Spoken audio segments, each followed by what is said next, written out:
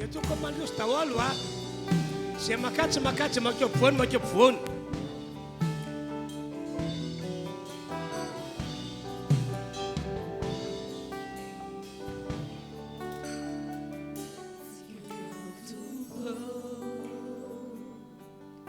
Tsy mba mafoy amin'ny fandrapona ny tananao miazona ny fiainako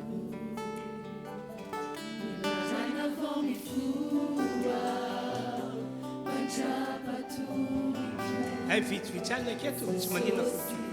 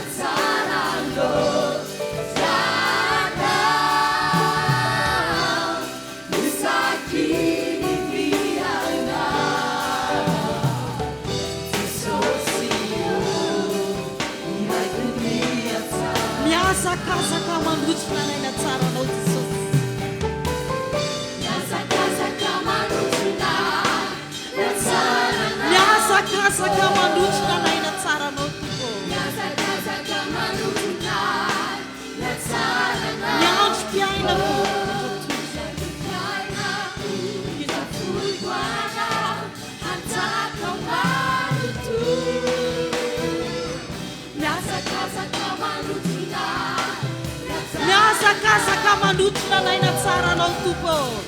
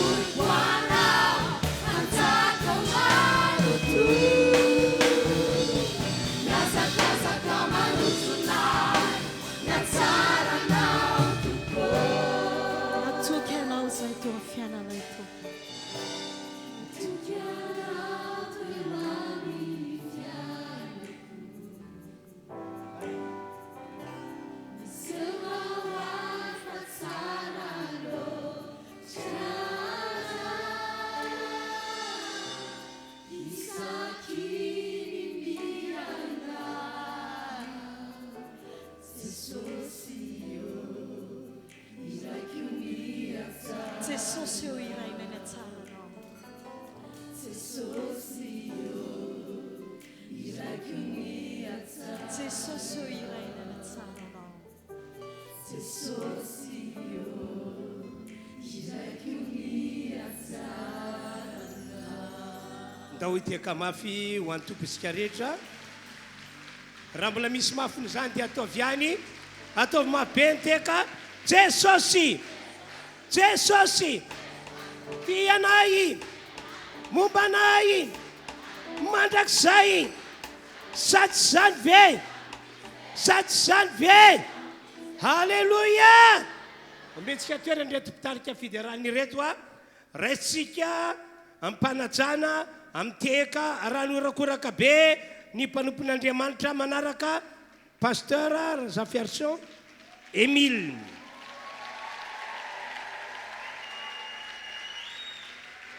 Androany zay rehetra mandray ny teny zay hoe zao lehilahy zao amin'ny anaran'i Jesosy ho velona zay rehetra maty eo amin'ny fiainanao.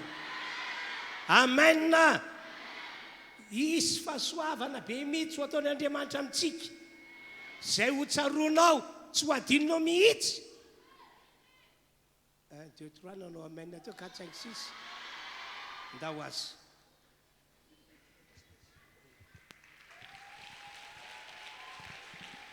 Alléluia. Tovy alléluia n'olona afaka. Alléluia. Alléluia. Dao tonga dia hivavaka avy hatrany a. Mangata amin'Andriamanitra mba tena hiteny aminao tokoa izy ho tanteran'Andriamanitra nia izay teny efa aminanina voalaza izany. Samy mivavaka tompoko.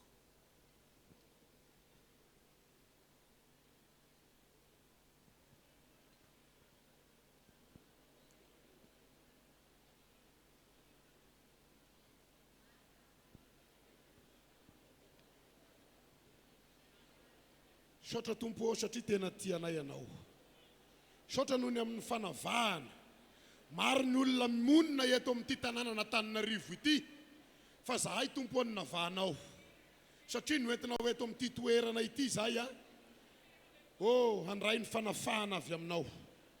Saotra fanahy masina noho ny amin'ny teny izay apetraka ao atom-bavako. No amarinina tamin'ny alalan'ny teny no mpanomponao teo fa ho tanterahanao amin'ny olonao.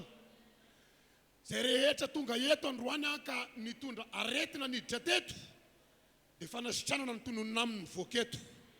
Izay mbola misy olana niditra teto tononona androany ny vahaolana amin'ny voaketo. Satria mpandresy izahay noho ny amin'ny teninao misaotra tompo. Alleluia. Amen. Ya mamerina ny fiarabana izay efa noentin'ireo namana teo aloha miarahaba ny mpanompon'Andriamanitra Pasteur Herin'Ny Ozona fa mivady sy nankohonany. Andriamanitra ne hitahanareo tompoko momba nareo mandrakariva. Andriamanitra ka izay irin'ny fonareo dia Andriamanitra no atateraka an'izany. Miarahaba ihany koa anareo mpanompon'Andriamanitra maro izay eto amin'ity toerana ity. Ny tompo ampitombo hatrany ny fanomezam-pahasoavana ao anatinareo ka izay teny aloka ny vavanareo dia ho tanteran'Andriamanitra amin'ny famaranana nyity taona ity dia izay teny rehetra teny pasoavana tonono ny vavanareo dia ho hita miariary amin'ny fiangonana izany satria efa fotoanan'ny tompo anatanterahana ny teniny izao. Miarahaba asika rehetra ihany koa fiangonana izay tonga eto pesaka amin'ny fiarabana efa nomena fa za androany ny fiarabana tiako hoentina dia ty teny ty hoe loha hevitra hoentsika eto dia ny hoe tamin'ny niditra teto tsika dia ny hoe fandravana ny Herin'Ny Ozona sy ny Fanahy Mitondra Fahafatesana fa eto amin'ity ora ity dia manova hoe RAVA ny Herin'Ny Ozona sy ny Fanahy Mitondra Fahafatesana. Ndao mba iarasika amin'ny teny zany hoe RAVA ny Herin'Ny Ozona sy ny Fanahy Mitondra Fahafatesana. Versika ihany. RAVA ny Herin'Ny Ozona sy ny Fanahy Mitondra Fahafatesana. Verina farany. RAVA ny Herin'Ny Ozona sy ny Fanahy Mitondra Fahafatesana. Ho tanterahan'ny tompo aminao ane zany. Alleluia. Alleluia. Raisiko mpanetretena ity glasy sy mety lanty hoentiko miarahaba ihany koa nareo rehetra mpanaraka ny fandaharana any amin'ny tambazotra. Le teny ny mpanompon'Andriamanitra teo alohako ny teny hoe sy Andriamanitry ny akaiky ihany ny Andriamanitsika fa Andriamanitry ny lavitra ihany koa. Ny teny fransay dia mazava be. La distance n'est pas une barrière. Sy sakana ny elanelana. Fa na ny ankohonanao any anaty tokantranonao anio dia afaka andray an'izao fanafahana tononona eto zao. Na ny havanao tsy eto amin'ity toerana ity azy dia afaka andray izao fanafahana izao noho ny amin'ny finoana ao anatinao dia hiasa ny herin'Andriamanitra amanginy any amin'ny tokantrano misy asika any. Andao mba hitetanana mafy ho fanafahana an'ireo olona tsy eto amin'ity toerana ity. Halleluja, halleluja. Efesianina 5:9 no entiko manomboka ny famakina ny tenin'Andriamanitra. Efesianina 5:9.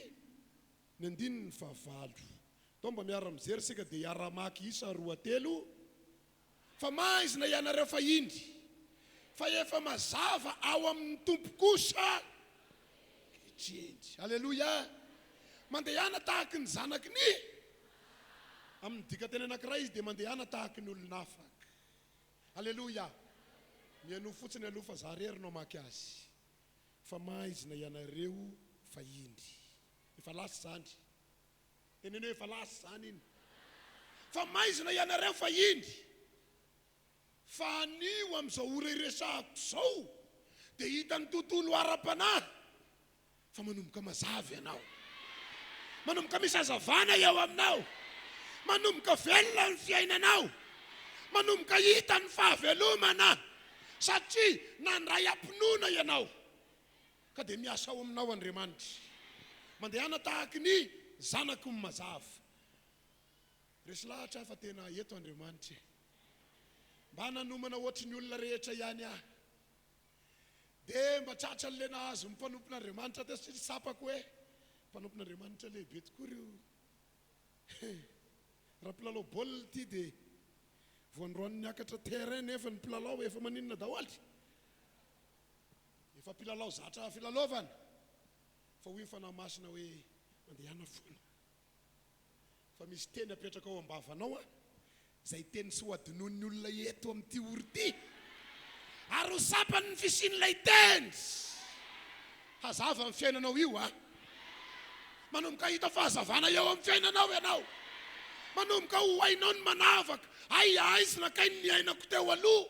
Ay olana kainy ny ainako iny. Fa za fosiny mody ny aritraritra azy. Ay vizao ny atao hoe miaina amin'ny fahazavana.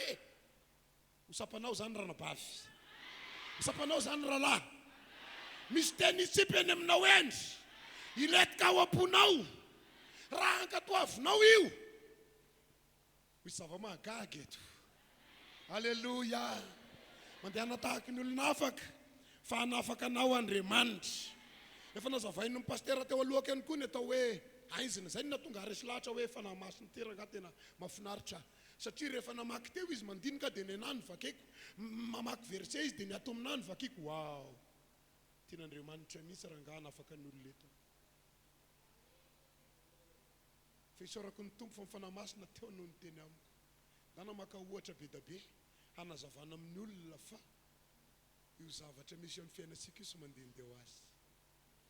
Ny atao hoe maty hoy ny mpanompon'Andriamanitra teo dia miala aminy inona?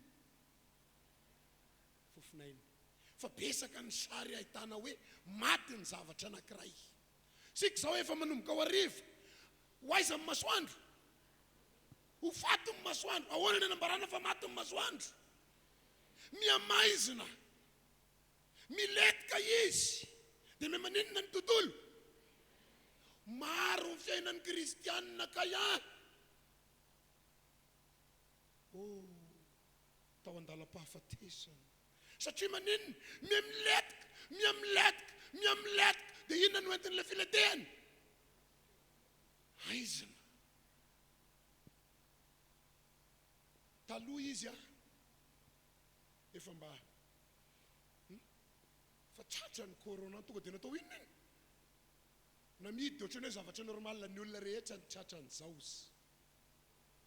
Fa nyzarevana ndray ny ara-bola any aninona? Le fiainana mba niainana teo aloha. Ohatry ny nofy. Sasany aza moa dia tantara. Tamin'ny dadanay mbola velona, tamin'ny mamanay mbola velona, mba nanao ohatr'izao zahay. Ankehitriny ny fiainanay zao no ataony. Fahafatesana io. Teneny ny akaikinao resinao zany. Fa manomboka misy fiainana maninona rehefa avy eo? Mandehana tahaka ny olona afaka. afaka amin'izany ianao. Jesosy rehefa nandalo tamin'ny toerana anankiray dia nisy aviavy teo. Dia mijery voateo Jesosy dia tsy nahita. Dia hoy Jesosy, aza misy? Tonga ny episy dia nandeha teo mpianatra lian-javatra. Hoana ny efa ran'ilay aviavy tao. Wow! Maina ozy ny aviavy. Maninona zany io aviavy io? Maty io, fahafatesana anankiray. Ny fiainan'olona rehefa malazo, miamalazo, ka maina, dia fiainana maninona io zay? Maty io. Tsy velona io. Tsy mahita fisikina mihitsy aho, fiainana malazo. Vao miditra ny trano, molotra mampitovy, na mampitovy molotra. Rehefa nivelana izy me, satria izy dia ho hita hoe plongilongy. Fa rehefa ao an-trano izy, fanaikitra, mifanongo, malazo izy io ranabavy, maty izy io rahalahy. Nafatarana fa maty ilay aviavy sy hoe tonga dia nidaraboka. Fa nanomboka nalazo. Nanomboka saotry ny raviny taloha. Nanomboka misy sy mahazanona eo tsony ilay raviny satria maninona? Sisy ranonaina mahavelona tsony ao amin'ilay hazo. Dia manomboka maninona ny raviny veloma ianao osiko. Tsy mamely reto. Maty izy io. Raha vao manomboka misana nefa n'ireo ravin'ireo, na ny vorona aza dia mahafantatra. Tsy fialofana tsony ty. Sisy fianakaviana miditra tsony ao an-trano. Tsisy mpamango tsony izy. Vao mianso izy, ny zavatra eneo anaty telefônina aloha dia ny hoe ka vao maromaro dia misy vehivavy mamaly satria mba malahelo anao ihany ny telma. Malahelo anao ny Airtel, dia mba nasinina maly. Votre correspondant. Tena ny kely ny akaikinao, atao velomo zany hoe. Ho velona amin'ny fiainanao. Amen. Ny hamantarana fa maty, ny famantaranandro. Ty famantaranandro ty aloha dia lasibatra misy natao an-tsaika. Ahoana nataony?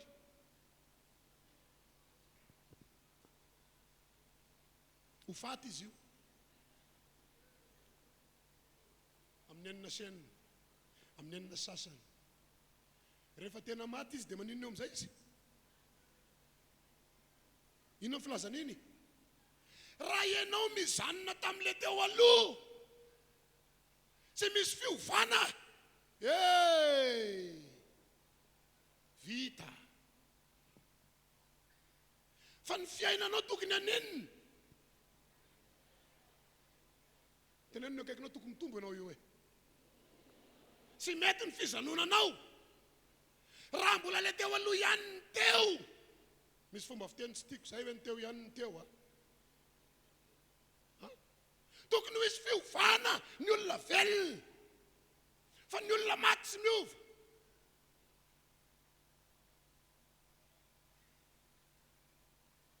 Raha vao maty ny famantaranandro inona moa mahatonga azy maty zany? Inona ny lany? Fantatrao ny dikan'ilay pilina miteny gazy? Vatonaratra.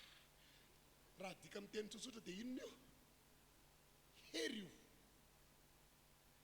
Ozy mpitesta pilina sy manana testera. Dia inona ny sapana eo? Za koa mba gaganiny. Misy zavatra manaikinaiky manambara hoe maninona izy. Misy hery izy. Fa ny olona rehefa sisy hery dia maninona izy zay? Maty ny anarany. Ny hamantarana ny radio fa maty dia inona? Anina? Tsisy mihaino. Ny hamantarana fa maty ny radio raha mbola sy anona dia mbola misy manontany maty ve le radio ao e? Satria maninona? Tsy henontsony ny momba azy. rahalasana bavy ny fanahy masina tonga eto amin'ity toerana ty ho eno mombanao manomboka ho isy ahita amin'izay ianao manomboka ho eno mombanao satria Andriamanitra nitondranao eto anafaka amin'ny karazana fanahy-pahafatesana andravan'io karazana fanahy-pahafatesana mianjady io ny tanjony devoly araka nefa voalaza matetika teto dia nitondra ny olona ao anatiny fahafatesana fa nivakin'ny mpanompon'Andriamanitra tao efa vakikany satria efa programa efa vita janona toko fa 120 ny andininy fa 520 ka hatramin'ny fa 920 hoy Jesosy taminy izaho no fananganana ny maty sy fiainana izay mino ahy na dia maty aza fa 920 ary izay rehetra velona ka mino dia sy ho faty mandrakizay fanontaniana ahoana raha zany antanareo dia mino atompoko fa ataovy mitodika any aminao era mifanontaniana mino zany fa ianao tena mino ve ianao tena mino ve ianao ho velona amin'ny fiainanao amen hoy Jesosy izaho ry olona mifananganana ny maty inona ny maty inona ny sapanao fa ao anatin'ny fahafatesana inona ny sapanao fa tsy velona ny maty tsy mba azo afenina 3 andro sy maintsy atao inona eo sy asitrika any ambany latabatra raha misy aiza maty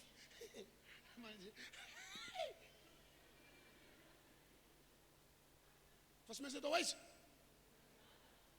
vao miditra ny olona dia sy maintsy maninona tsy miafina io zavatra hita ao ara dia ny olona efa maninona daholy efa ntataraiky ndray mandeha ty fa ho tataraiky nisy mpino anankiray ny antso dia zao ny zavatra nyteneny mba mandalova ty atrano pastor mba mandalova misy ty atrano dia ho zazako tena le fotoana tena mba miangavy dia nazo ho avy ok tonga teo mbaravarana ao satria hitako le teo amin'ny vavahady olona memebe ny ao kakakaka marary rana bavy io kakaka olona memebe fifaliana reny iany ko teo mbavahady ato ay zany ve ny olona marary tena fifaliana ako zany fa sy hitako zay ino ty nosokafako amin'le vavahady satria le vavahady anina za efa nandondony to tsisy miainy satria maninona ry zareo ao morakoraka be maresaka be za mandondony efa marary any ny tanako farany nantany tamin'ny olona tato ambadika zafady le olona tonga ao ty vavahady ty any no makao sa misy vavahady hafa dia ozy ny olona io ihany fa atsofoka amin'le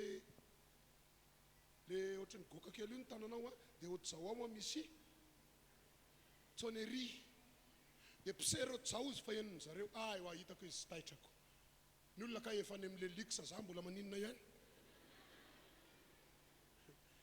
rehefa natsofoko teo ny tanako mipitseriko dia nisy sy fantako ny any aloha any fa mino fotsiny aho hoe maneno zanyko sy haino tiako dia ny andry ino fa tonga dia nangina le fimezana teo misy vahiny dia tonga ao madamy any ato niditra naka plasy daholo ny fianakaviana ny marary ohatrany namboarana misy ninona miplasiny vao niditra tonga so Pasteur ohatra fa taiza tamin'ity trano ty le ny memebe teo niditra nondroka mivavaka Jesosy misaotra fa nentinao ato ahoana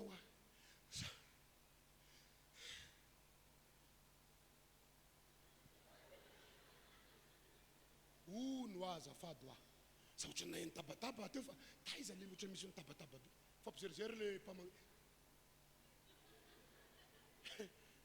fiza le ny memebe zareo ianao koa raha mba me ozy le fa ny endrika hitako endrika iny endrik'olona ohatra nefa tena grave be ty natsiaro aho hoe aiza le teny hoe mandehana tahaka ny olona afaka sao rehefa mivoaka eto tonga dia sainy hoe fitahina ny vataniko ao an-trano. Miramirana ianao miditsao, sainy sahady zao amin'ny finoana fa misy zavatra miova ao. Amantana fitahina ianao io amantana fahasoavana ianao io ny fahitany olona na omaly fa ny fahitany ianao rapitsa.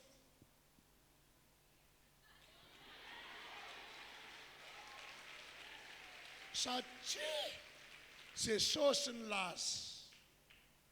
Hoy Jesosy nivakitsika teo, zao ny fananganana amin'ny maty. Fa misy teny narahany teo hoe mila manino tsika, raha mino ianao ary mbola natao endrika fanontaniana azy, mino zany ve ianao? Haisika sara ny tenin'Andriamanitra fa raha sy amin'ny finoana sy misy azo atao. Raha sy mino ianao sy misy azo atao, satria raha ny sainao mbola any amin'ny fahafatesana, sarotra ninona fa velona ianao. Halleluja.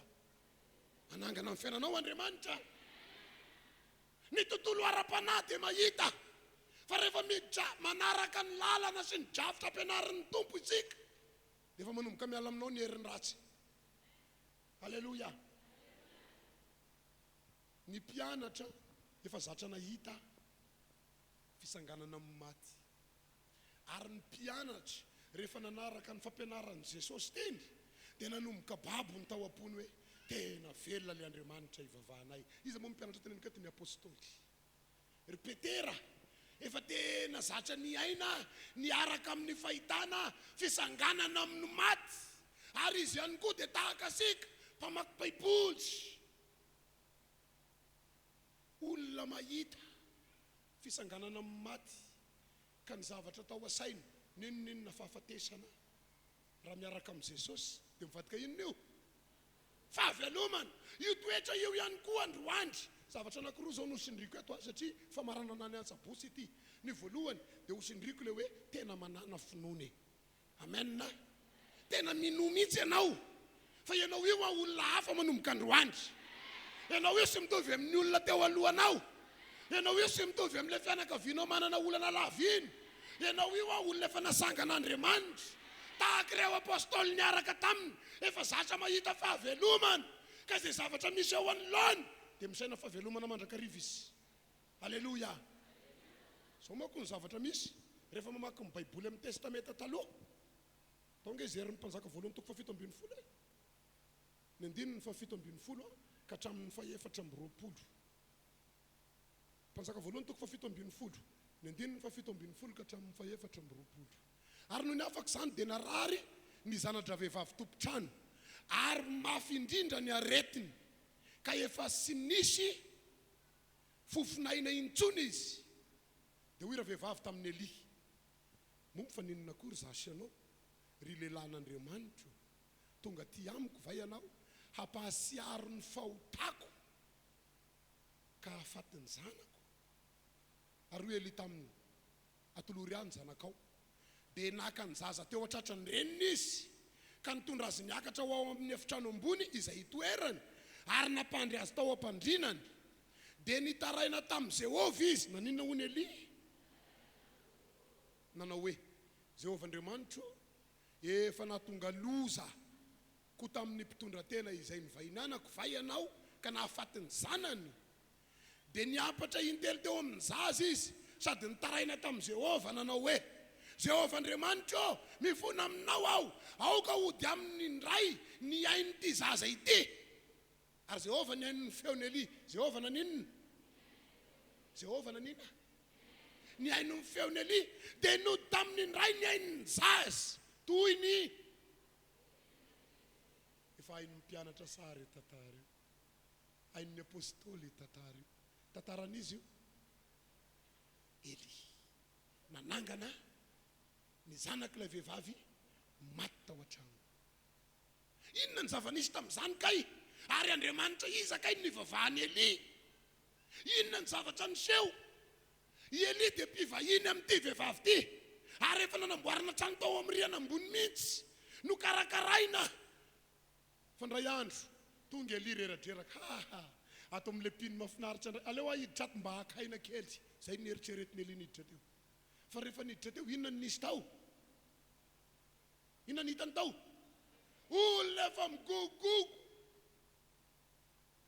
inona ko ty fiainako ty zaza efa tena mbanangatahana imbetsaka zaza efa nitalaona le mpanompon'Andriamanitra iny zao mba niteny hoe misy anaka tena ninona dia mba nitoe za mba efa falery efa mba inona ny tsy nataoko zay niteneniny mpanompon'Andriamanitra iny mba nitaterahako satria falotra efa mba nitahina noho ny aminy efa mba nisy ohatr'izao azoko taminy efa mba tena ohatr'izao ny fiainako noho ny fisiny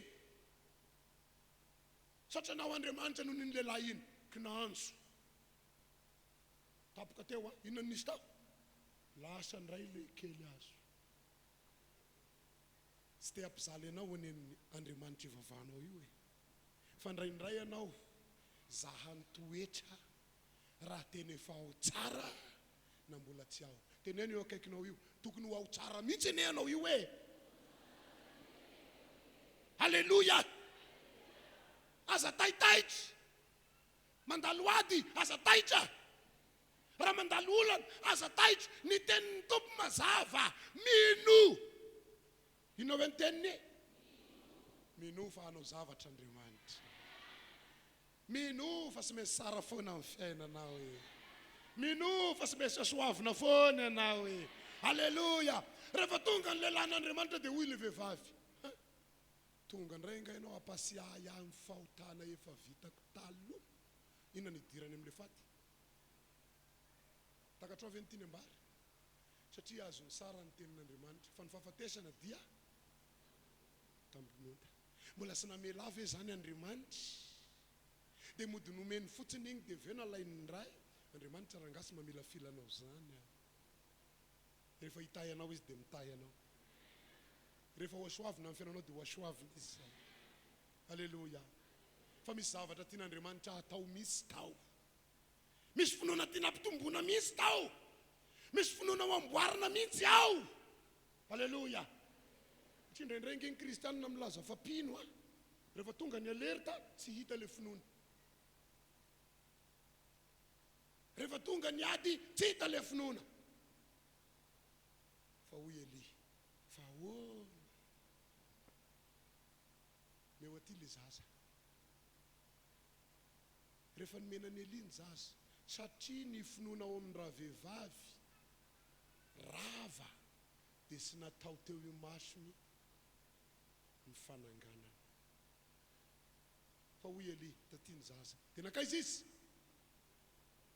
nakatra tao ambony iza moa no nanangana an'le zaza Eli ve sa Andriamanitra ahoana ny anaporofona fa Andriamanitra satria Eli dia niteny tamin'Andriamanitra mihitsy ka ny aso an'Andriamanitra mihitsy izy Andriamanitra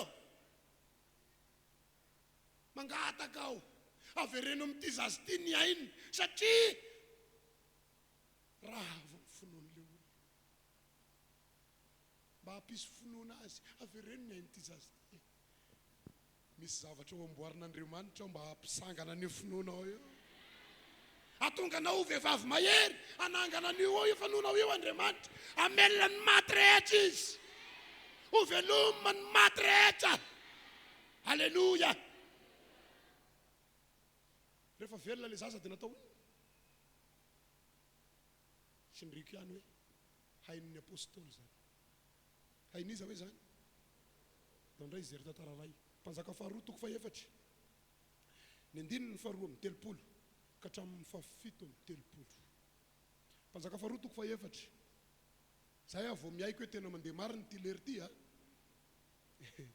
mpanjaka faharoa toko faefatra ny andininy faharoa amin'ny telopolo ka hatramin'ny fafito amin'ny telopolo ary rehefa tonga tao an-trano Elisa indro maty ny zazalahy sady nampandriana teo ampandriany ary niditra izy ka nirindrim-baravarana tao izy roa lahy ary Elisa nivavaka tamin'i Jehova ary niakatra izy ka nandry niapatra teo ambonin'ny zazalahy ka ny vavany natao tamin'ny vavany ary ny masony natao tamin'ny masony ary ny tanany tamin'ny tanany ka dia nafana ny tenan'ilay zazalahy dia niasa dita ao an-trano izy ary niverina niapatra tamin'ny indray dia niverina impito azafady dia nievina impito ny zazalahy ary nihiratra nihiratra nino very lasa maty le zazalahy. Alleluia. Tantaran'izy indray ty Elisa. Nino Elisa fa le Andriamanitra ivavahany dia mpanangana ny maty. Alleluia. Mpanangana ny rava, mpanangana ny potika, mpanangana ny miletika, mpanangana ny malazo. Le Andriamanitra ivavahany dia azo ny antoka fa afaka manangana an'io zavatra maty io. Ka rehefa maty le zazalahy dia lasa izy sy amin'ny tahotra. Andriamanitra no niteny ka dia inoko fa hisangana ity zazy ity. Ary Andriamanitra sy nanala baraka ny Elisa. Fa rehefa nangataka Elisa Andriamanitra aoka hisangana ity zazy ity. Dia nanina le zazy? Amin'ny famaranasika ny asa bostira iteny ianao androandry hoe Andriamanitra asanganony ray izao zavatra angatahako zao dia anatanteraka an'izany Andriamanitra. Ho tanteran'Andriamanitra zany. Alleluia. Ny apôstôly hoa dia sy manahagaga azy izany, efa sy nahagaga intsony satria nanino? Efa nahita ary efa nahafantatra ny fisiny ireo tantara ireo satria izy ireo ihany koa dia mpamaky baiboly tahaka anao. Fa izy nanana finoana. Sono nambarako sana porofoko an'izany donko izy rehefa sika nasana apôstôly toko faefatra. Ny andininy fadimy ka hatramin'ny fahafolo. Somary azakazaka fa mezakazaka be lera koa. Asana apôstôly toko faefatra ny andininy fadimy. Ary ny maraina ny andro dia niangona tamin'ny Jerosalema ny mpanapaka ny olona sy ny mpanora-dalàna. Ny Anasy sy Anasy mpisorombe sy Kaifa sy John sy Alexandro mbaminy zay rehetra mety ho avany mpisorombe. Ary rehefa nataony teo ampovoany izy roa lahy, apôstôly izy roa lahy io dia nanontaniany hoe fa efa namanao ahoana na anarana manao ahoana no anaovana izany. Nisy zavatra natao teo. Ny apôstôly nahafantatra tantara fa ny olona mino dia maninona izy? Sangana amin'ny maty. Ny olona mino dia misangana ny zavatra maty eo amin'ny fiainany. Ny olona mino ninona iandrika fahafatesana eo amin'ny fiainany dia misangana izany. Zao ny zava-nisy toy izao nge ny valiny. Ary Petera feno ny fanamasina dia nanao tamin'ny hoe ry mpanapaka ny vahoaka sy ny loholona, raha dinina izahay anio amin'ny asa sara nataonay tamin'ny nahasitranana ilay lehilahy malemy, dia aoka ho fantatrareo rehetra sy ny olona Israely rehetra fa ny anaran'i Jesosy Kristy. Inona hony? Fa ny anaran'i Jesosy Kristy avy any Nazareta izay nombonareo tamin'ny azo fizaliana fa nasangana Andriamanitra tamin'ny maty kosa, dia izy no isanganan'io lehilahy io. Finaritra eto masonareo sisy adihevitra. No amarin'ny Jesosy tamin'ny alalan'ny apôstôly satria mino ny apôstôly fa Jesosy mpanangana ny maty. Alleluia. Jesosy mpanangana ny maty. Ndao porofona amin'ny tantaran'i Jesosy zany Luka toko fafito manomboka amin'ny andininy faraika ambin'ny folo ka hatramin'ny fadimy ambin'ny folo. Luka toko fafito manomboka amin'ny andininy faraika ambin'ny folo ka hatramin'ny fadimy ambin'ny folo. Ary taoriana kelin'izay Jesosy dia nakany an-tanàna tao enaina ary nanaraka azy ny mpianany sy ny vahoaka besaka. Ary rehefa mbita eo akaiky ny vavadiny tanàna izy dia indro nisy fatin'ny lehilahy anankiray nentina ny voaka izay zanaka vavy tokany reniny sady mpitondra tena raha vehivavy. Ary nisy vahoaka besaka avy tao an-tanàna nanaraka azy. Ary noho nahita ny raha vehivavy ny tompo dia honena azy ka nanao taminy hoe inona ny tenenin'ny tompo? Satria efa tena gogogogony ranomasy raha vehivavy toy iny.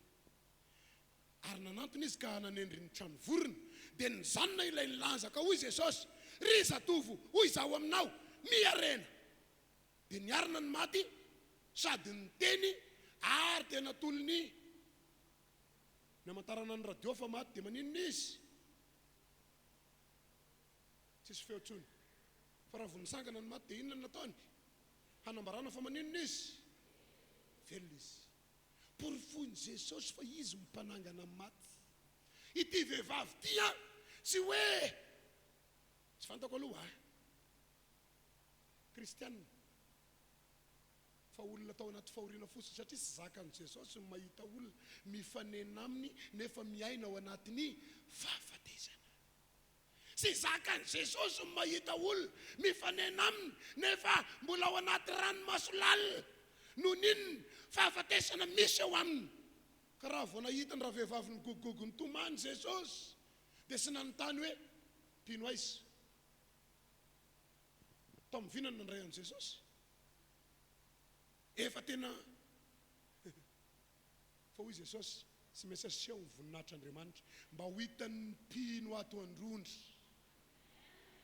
fa zay mino dia misangana ny fiainany Alleluia no sakanana raha vehivavy oka aloha mizanona aloha raha vehivavy fa fano ranomasonao dia ozy raha vehivavy ianao nga adala sy tanao nga io ahoana ny sakananao avelao ahitomany faraparany raha mbola misy ranomaso atao anatin'ny lohako ato dia mbola tokinina ihany satria io dia hoy Jesosy ay ve azanona ny ranomaso dia ozy raha vehivavy avelao anala ny foko aloka dia hoy Jesosy azanony ara ny trano vorony ampidino ambany mba hanala n'io alahelo io voasangana ny maty amin'ny fiainana mba hanala n'io tahotra anao io voasangana ny maty ao amin'ny fiainanao hoisy fisanganana magaga mialeto Alleluia tena sangany Jesosy ny maty ary natao inona ndray raha vehivavy asa ahoana re mipoziny raha vehivavy tamin'io hoe segondra ny nisaina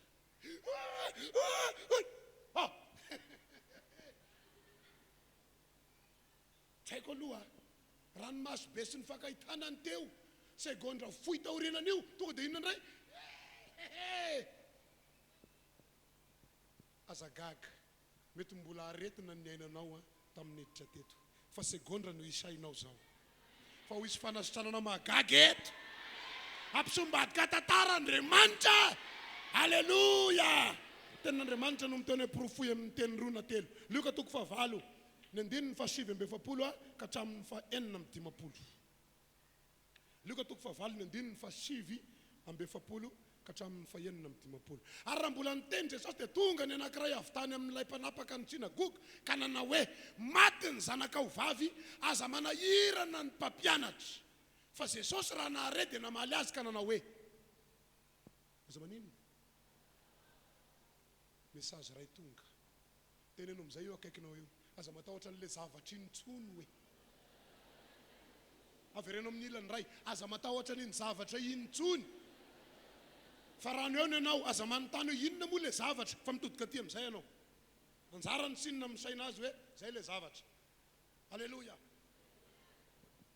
hoy Jesosy aza matahotra fa maninona ozy maninona hony iza ny teneniny hoe mino fotsiny ihany sangano ny tanan'izay olo zay tena mila mino ianao teneno ny tenanao mila mino tena mila mino averena ny tena mila mino aho teneno amin'izay mino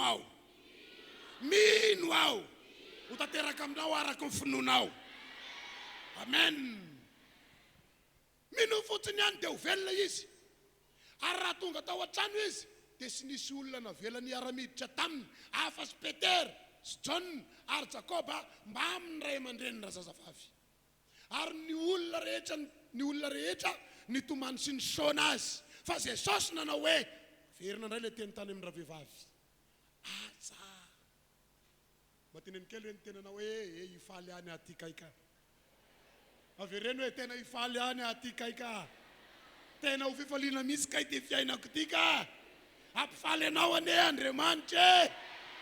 Aza mitomany fa sy maty izy fa matory toyny. Dia ny ome azo fatratra ny olona sy le fimezana tiako ataonao io. Fa misy fimezana sy fimezana.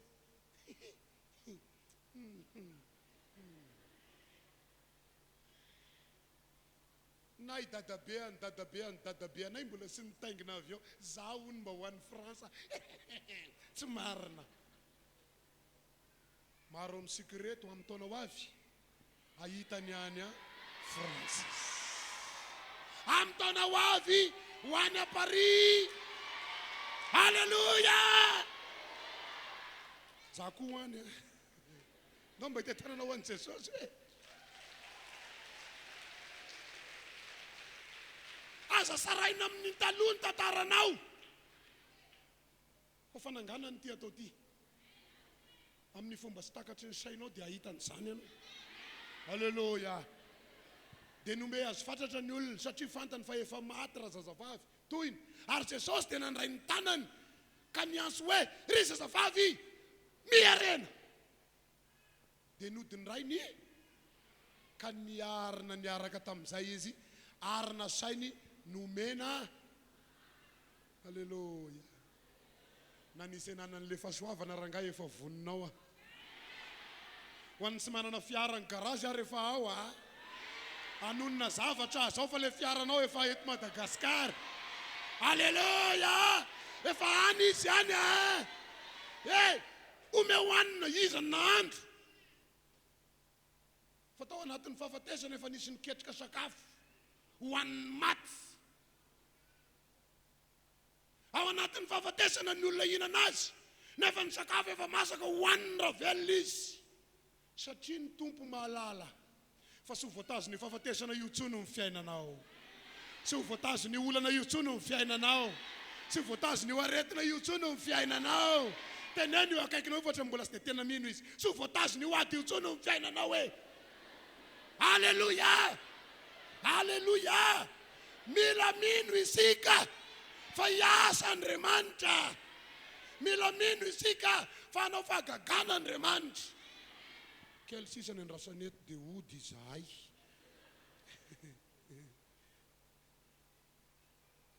Lasitsika zao faharoa zao.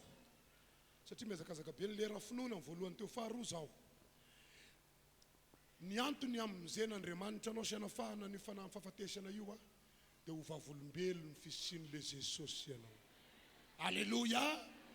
Ny antony hanafahana anao amin'io fahafatesana io dia mba ho vavolombelony Jesosy ianao. Teneno io akaikinao ho vavolombelony Jesosy ianao e. Ho vavolombelony fisian'i Jesosy ianao e. Noho izany mieteza ho vavolombelony. Halleluja. Zay manaiky rehetra anio ihany dia omenanao ny anjarana. Maro ny olona tato anatin'ny Baiboly raha lasana bavy anisan'ny zavatra maharesy lahatra amin'ity Jesosy ity sy hoe manavakavaka izy fa izy mahafantatra ny ao am-pony olona. Maninona izy? Mahafantatra ny ao am-pony olona. Sy indray mandeha any namaky Baiboly naverimberiko fa tamin'i Jesosy mandalo tamin'io tanàna maro io ne ireo olona rehetra manaraka azy ireo dia samy maninona avokoa. Samy miandrandra fanasitranane, samy miandrandra valim-bavaka fa maninona indray andro Jesosy nandalo tamin'ny tanàna anankiray dia olona be da be manaraka azy. Ny sasany efa mamono tena misy hivadika ato aloha fa arakaraka ny hitadiavana lalana makao aloha mampibosesoka ny olona vao may manalavitra makary. Fa nisy lehilahy anankiray fetsifetsy evangelika ihany kazo tena ambony azo izy ny andro sy maintsy mandalo eto ny lalany regny. Iza ny anosika ety ambony azo ny olona rehetra tegna ambany. Iza ny anaran'izy lehilahy zay? Eo ambony ngaray no mitazana. Efa kekeky sisa. Zay rehefa nge ny olona miady mifanisika za eto ambony vonintraka zay anjaranao zao izy.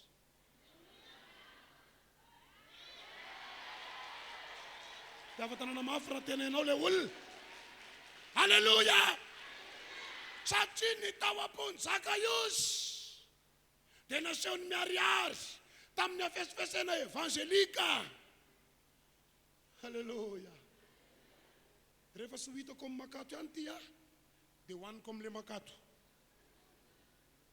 Hoy Jesosy, efa hitako midina fa antsika androany anao le fanafahana androany anao le famonjena androany tao izy hery tenin'Andriamanitra malakilaky roa tatoko voalohany manomboka amin'ny andininy voalohany ka hatramin'ny fahadimy iazakazaka be satria sy andro ny lera raha vao mikoaka efatra ny eto dia efa tapitra ane zany ny dikany ary tamin'ny andro ny sarany mpisara dia nisy mosary tao amin'ny tany nisy inona tao amin'ny tany ary nisy lehilahy avy tany Betlehema nijoda nandeha nivahiny tany amin'ny tany Moaba dia izy sy ny vady aman-janany sy ny vadiny mba aman-janany roalahy Elimeleka no anarany ralehilahy ary Naomi no anarany vadiny ary ny anarany zanany roalahy dia Malona sy Kilona Efratita avy any Betlehema nijody izy ireo dia tonga tany amin'ny tany Moaba izy ka nitoetra tany ary maty Elimeleka vadiny Naomi ka izy sy ny zanany roalahy ihany no sisa ary naka vady tamin'ny vehivavy Moabita izy roalahy Orpa no anarany anankiray Ruta no anarany anankiray dia nitoetra tany Moaba tokony ho 10 taona izy ary maty koa izy miralahy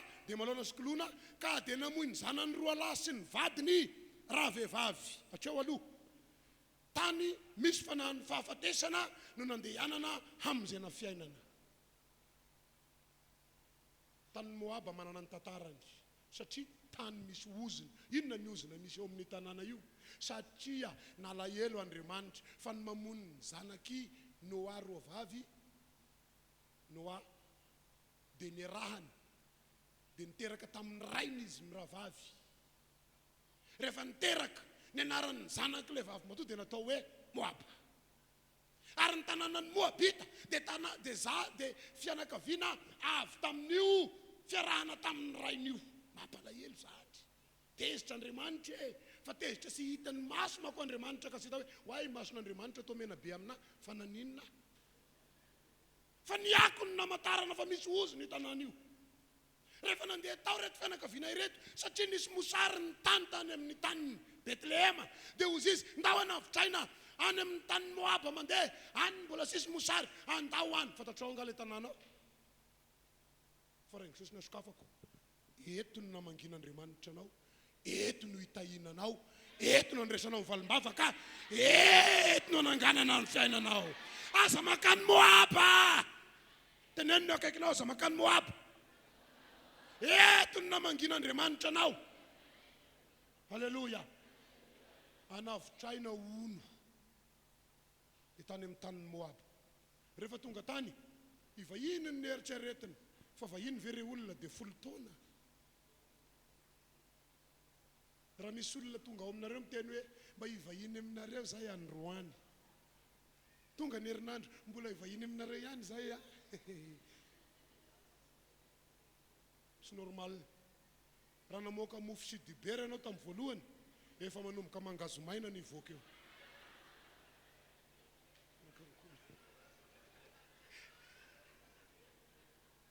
tsy vahiny io fa olona nasesiky ny zava-misy any amin'ny any io misy mihaino ave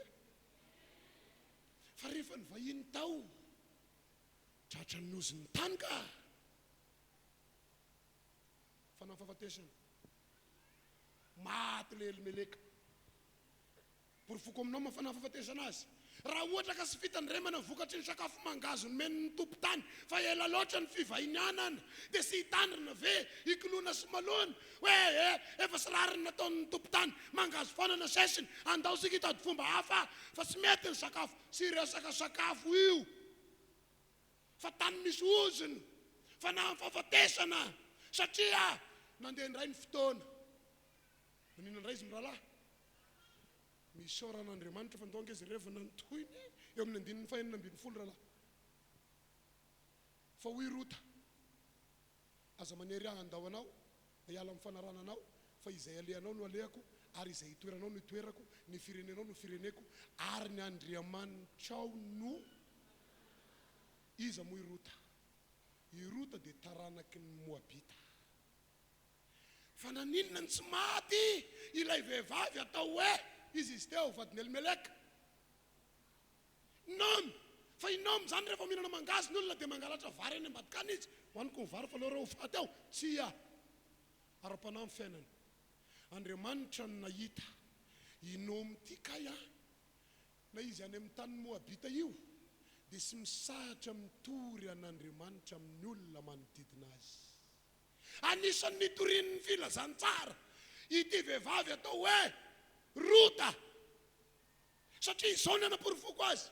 Rehefa nanomboka niala tao ry zareo, niala tao amin'ny tany Moabita, teny an-dalana, nisy vehivavy roa vavy teo, vadiny zanany roa lahy. Eny am-pandehanana eny dia ozy nao, miverena nareo fa sy taninareo neny ety e, miverena ho anareo dia ozy Rota. Za sy verina. Fa maninona anao tsy miverina anaka? Za angenkibiko efa sizy e. Raha hiteraka andro any, mbola azonareo fa dina ve ny zanako, ndana miverina anaka. Sekre, nitory ranganomia. Na ninona hoe nomy e? Satria hoy Rota, ny Andriamanitra no inona? Ahoana ny amatarany Rota, ny Andriamanitra nomy. Raha sy Rota misy no miteny hoe ny Andriamanitray mahavonjy anay amin'ny fanahany fahafatesana. Avitra ny ainy satria nitory an'Andriamanitra izy. Tenany kely ny akaikinao, ho avitra ny ainao hoe satria hitory an'Andriamanitra. Mahavitra sika kay Andriamanitra efa mahita sahady.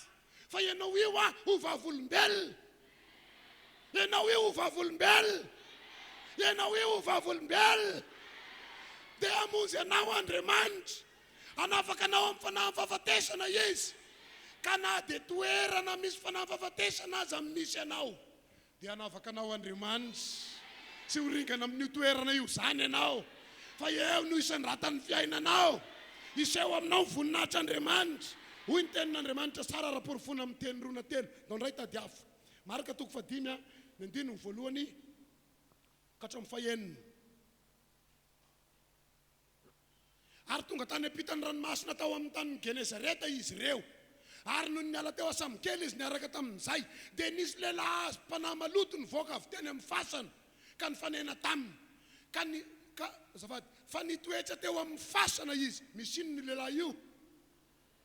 Fahafatesana.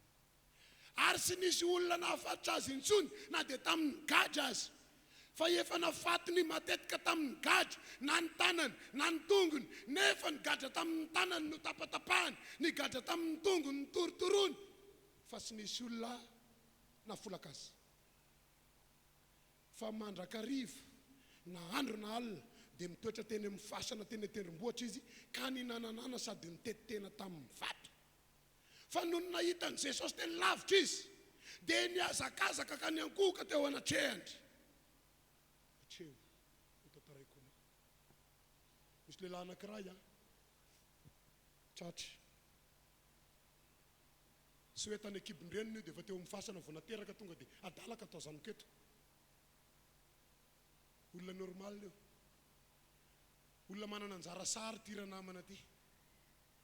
Tena olona tokony ho lasa lavitra mihitsy io raha namana io. Ary mifandiniako azy. Dia olona tena tokony hanana ny maizy azy mihitsy izy e. Fa nisy ny sopatra. Nalain'olona ny anjara tsara, nangalarany olona. Tamin'ny alalany famisaviana na zavatra karakarazan'izany na nisorana azy teo aminy. Dia inona ny zavatra nataony olona? Lasa ela eny amin'ny fasana elany modiody. Eny foana ianao ny modikodiny, tsy mahazo manelingella ty. Niesika amin'ny fanahy ao anatiny karaha misy olona mandalondalo eo, everiny fa tanin'ny razany ao. Ka izay olona mandalo eo dia ataony inona? Aninona ty? Nefa inona ny ao? Satria izao ny toy ny tantara, ndao efa kisika ny toy ny. Sady niasa tamin'ny fiamahery hoe momba fa ninona kory ny zasanao ry Jesosy zanak'Andriamanitra avy-indrindra ampiananiko amin'Andriamanitra ianao aza mampizaly ahy. Satria Jesosy efa nanao tamin'ny hoe mivoa amin'ity lehilahy ty ry fanahy maloto. Dia nanontany azy Jesosy hoe iza moa ny anaranao, ary izy namaly hoe legiona ny anarako satria maro zay. Ary ny fona mafy taminy izy mba sy horohana hiala amin'izany tany izany. Inona ny tenen'ilay devoly?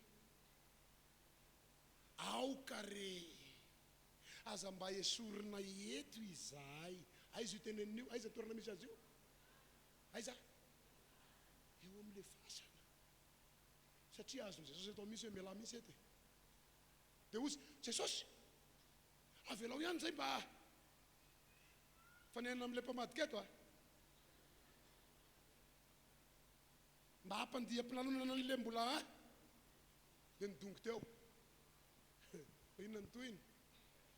Ary nisy kisoa maro andiany iray nandrasana teny akaiky ny tendrombohitra ary ny fona tamin'ireo ka nanao hoe alefasy izahay ho any anatiny mba hiditra any aminy. Misy zavatra kely mampametram-panontaniana ohatrin'ny nankisora izao vola be io fa maninona Jesosy no mamotika vola, fa maninona Jesosy no ohatrin'ny fananan'olona, fa rehefa tena diniana io misy zavatra sy mazava entre an'le tompony kisoa sy le rangahy.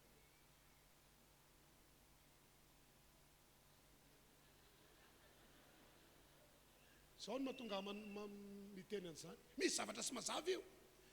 Ile rangahy ity fandiniako azy tompony kisoa ty rasy fanahy manakarena noho ny anjarany sasany. Ny olona manompo sampy tompoky sy mesy pitehan'ny fanompo sampy efa haitsika hatramin'ny nanombohan'ny seminaire. Ny olona manompo sampy sy mesy pitehan'ny fanompo sampiny ary ny ataony ihany no maninona aminy araka le efa haitsika teo. Ny devoly fantany maniraka azy satria efa sy nentina zanona teo amin'ny fasana ihany. Dia ozy izy patron efa roa anaty zay fa mba ho aiza moa any amin'ny fanananao zay mandeha satria anao no nandefa anay tatyko. Misy zava-mahagaga ho hitanao atoato rangahy mampiava tanana mafy an'i Jesosy fa variana loatra. Teneny kely ny akaikinao mazaka hoe fa misy olona seritreretinao nanakarembe hitanao iny mizesy taminao isan'andro iny ka ianao le izy. Omenanao amin'izay ny anjaranao. Fa hoy le devoly tsisy resaka. Jesosy no miteny sy maintsy makaiza. Ozy le patron maty kisoako maty fa ozy le kisoa azafady sy ny loatra ny tiako torina fa ndonge tonga dia hiditra any amin'ny faharoapolo dia nandeha izy ka nitory tany Dekapolisy izay zavatra lehibe efa nataon'i Jesosy taminy ka dia gaga ho isy fahagagana ho hita amin'ny fiainanao. Alleluia, alleluia. Ilay lehilahy lasa-dala teo amin'ny fasana nikoizan'ny olona ka olona magaga rehefa nanomboka ny menazy ny anjara tsarany gaga ny olona. Tena mbola Emile ihany ve io satria Jesosy ny tao aminy. Raha ny tantaranao io ange taloha fatoato io va ny tantarany. Alleluia. Andriamanitra matoa manafaka anao. Ampiasanao izy ampiasanao izy andeha amin'izay ianao dia omby andeha amin'izay ianao ho vavolombelona.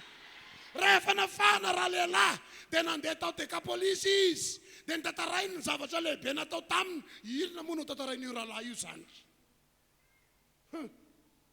Ny olona gaga sy ty eky le fatorana sy voafatra sy ty eky le teo amin'ny fasana fa hoira lehilahy ilay lehilahy tao hoe Jesosy no nanafaka. Ilay fanahy rasy tao anatiko iny dia niverina tamin'ny naniraka azy fa izaho kosa dia nigoka ny anjara sarako ankehitriny. Velona mpanavitra velona mpamonjy ka dia hita soritra amin'ny fiainako izao ny fahavelomany satria ny maty rehetra teo amin'ny fiainako velona velona velona velona. Alleluia, alleluia. Amaranako azy fa lera sy miandry John toko faefatra ny andininy fahafito nomboka amin'ny andininy fahafito. Ary nisy vehivavy Samaritana anankiray avy tany atsaka rano dia hoy Jesosy taminy omeo rano aho hosotroko fa ny mpianany efa lasa nankany tanàna hividy aniny. fa hoy raha vehivavy Samaritana tamin'ny nahoana ianao ny Jiosy mangataka amin'ny kosotrona nefa ao vehivavy Samaritana fa Jiosy tsy manandraraha amin'ny Samaritana. Jesosy namalaka nanao tamin'ny hoe raha fantatrao ny fanomezan'Andriamanitra izay miteny aminao hoe ome osotroko dia ianao indray ny mangataka aminy ka omeny rano velona. Fa hoy raha vehivavy tamin'ny tompoko sy manana fanovozana ianao sady lalina amin'ny fatsakana ka ho aiza ny azahoanao izany rano velona izany. Ianao va ny lehibe noho ny Jakoba razasika izay nanome anay ity fasakana ity sady izy sy ny zanany mba amin'ny bibiny no nisotro teto. Jesosy namalaka nanao tamin'ny hoe izay rehetra misotro an'ity rano ity mbola angetaheta indray fa na iza misotro ny rano izay omeko azy dia sy angetaheta mandrakizay. Fa ny rano izay omeko azy dia oloran'ny boiboka ao anatiny ho fiainana mandrakizay. Hoy raha vehivavy tamin'ny tompoko omeo amin'izany rano izany mba sy angetaheta na aketo atsaka intsony. Hoy Jesosy taminy andeha arasoa ny vadinao ka makanesa ty. Raha vehivavy namalaka nanao tamin'ny hoe tsy manambady aho dia hoy Jesosy taminy marina izay nolazainao zany hoe tsy manambady aho hatreo indray aloha. Vehivavy atsaka tonga amin'ny fotoana amin'izay mitompo azy. Hoy Jesosy mba meo amin'ny rano io aho. Jesosy engasy Andriamanitra raha rano ve dia problème an'Andriamanitra fa te hamonjy anao izy. Alleluia. Rehefa nanomboka ny teny Jesosy mba omeo rano nandeha ny adiavitra hoy raha vehivavy tsy mety ny olona ao anatin'ny fahazambana matetika dia be adiavitra. Efa zao misy rangany enay ninona teneninareo eo Pasteur ary dadapasy efa zao misy ny anay ny anjaranay. Entre parenthèse kely sokafo amin'ny masonao esory zany toetra zany. Fa rehefa miteny ny tompo hoe mandeha any ianao fa hanafaka ny fanafahafatesana Andriamanitra dia mandeha any aza asiana devitra. Fa rehefa nandeha teny devitra dia hoy Jesosy ny rano omeko ny rano tena tsy mampangetaheta fa tena fiainana ho anao dia hoy raha vehivavy mekely any ary. Fa hoy Jesosy vadinao ny vahaolana maketo fantatry Jesosy fa misy fanahy mamatotra ty vehivavy ty fahafatesana ara-tokantrano izay lehilahy tonga eo amin'ny voalohany mbola lavidavitra izy mikipy maso dobla fa raha voatafiditra izy sy normal dia maninona izy rehefa avy eo baibay lavitra izy ohatrany mahitanao tapoka dia ianao mba mieritreritra ity ngamba no anjarako dia nanomboka vonahazo an'ilay je t'aime sy ny I love you sy ninona koa mety izy tetaikero tsy haiko sony baboka je t'aime makosaka ianao mitady tokantranoko. Fa rehefa nanomboka tonga tao izy nanomboka ny takiny ny zavatra rehetra ilainy vao nanomboka dia ozy modominy kely mba mifidiana lamo hiala izy io sy ny alamin'ny olana fa izy ny te hiala.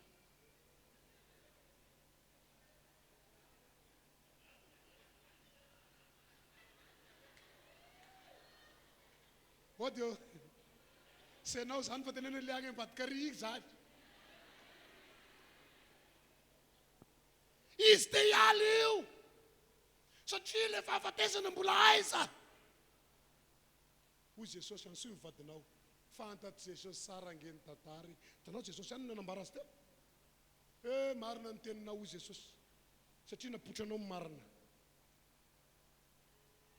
Fa ny olona manatrika an' Jesosy misy fanahy fahafatesana sy misy velona izy sy maintsy velona izy teneniny akaikina sy maintsy velona izy hoe ianao ane zany ho velona zany fa andao ange jerena ny andininy fa 8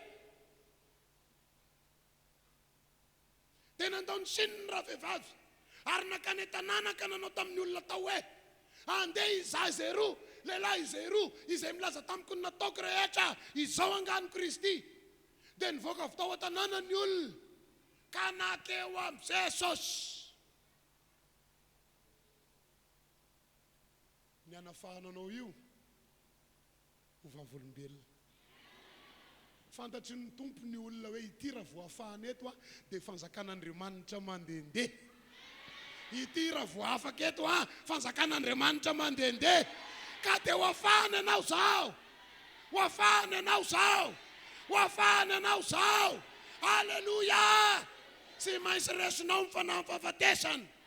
Ny rapiso araka ny voalaza ny mpanompon'Andriamanitra teo, na ho anao zay eto, na ho anao any amin'izay fiangonana misy anao any, dia misy herin'Andriamanitra hiasa.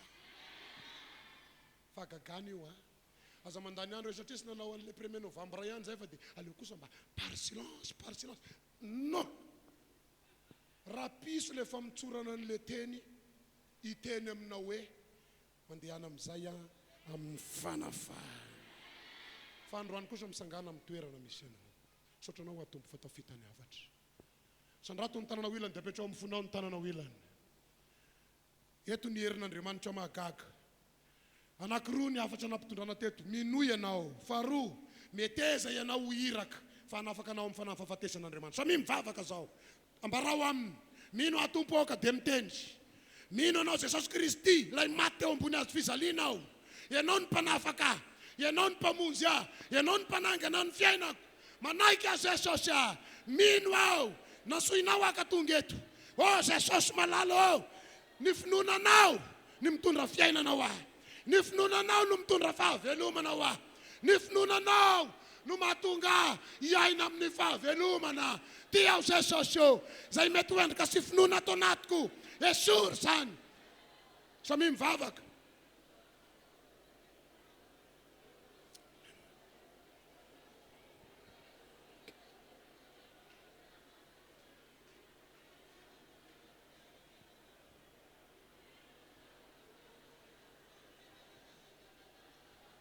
Mivavah ihany koa ekeo ny ason'Andriamanitra aminao. Ekeo ny irak'Andriamanitra aminao. Ambarao amin'ny vavanao fa ianao dia ho vavolombelona. Ambarao amin'ny vavanao fa ianao dia ho irak Kristy. Fa raha manaiky ho irany ianao, anio ihany. Hoesorina aminao ny fanahy fahafatesana. Tompo ianao no mahita ny eo am-pony tsirairay avy. Ny fantako Andriamanitra novidinao reto olona ireto amin'ny fahafahana. Novidinao amin'ny fanafahana. Oh, fanahy masina midina eto ianao. Kasio ny olana, kasio ny aretina. Matoky Andriamanitra. Oh, resiny zany. Satria ianao no nifidy azy. Ianao no manafaka azy. Noho ny amin'ny finoana ao anatiny. Noho ny amin'ny finoana ao anatiny. Afaka izy. Misaotra Tompo. Andeha tahaka ny olona afaka izahay. Andeha tahaka ny olona afaka izahay. Manomboka misaorana Andriamanitra.